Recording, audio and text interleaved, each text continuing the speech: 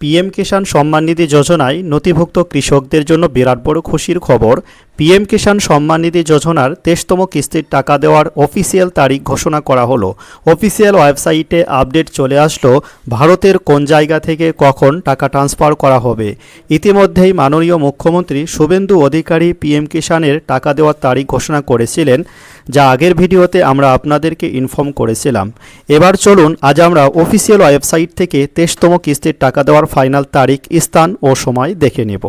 প্রথমেই আপনাদেরকে এগ্রিকালচার ইন্ডিয়ার টুইট থেকে একটি পোস্ট দেখাচ্ছি। দেখতে পাচ্ছেন এগ্রিকালচার ইন্ডিয়ার তরফ থেকে এই টুইটটি করা হয়েছে।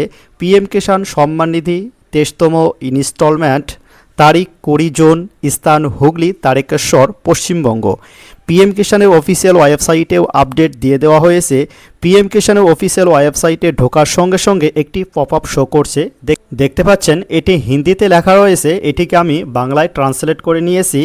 ভারত সরকারের কৃষি ও কৃষক কল্যাণ মন্ত্রণালয়, মাননীয় প্রধানমন্ত্রী শ্রী নরেন্দ্র মোদী দ্বারা প্রধানমন্ত্রী কিষাণ সম্মান নিধি কি 23তম কিস্তির আওতায় 9.40 কোটিরও বেশি উপভোগী কৃষকের ব্যাংক অ্যাকাউন্টে অর্থ প্রদান করা হবে।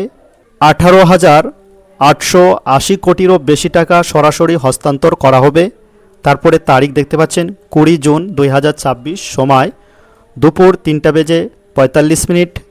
তারপরে নিচে এখানে একটি কিউআর কোড দেওয়া রয়েছে, বলা হয়েছে অনুষ্ঠানের সরাসরি সম্প্রচার দেখতে কিউআর কোড স্ক্যান করুন।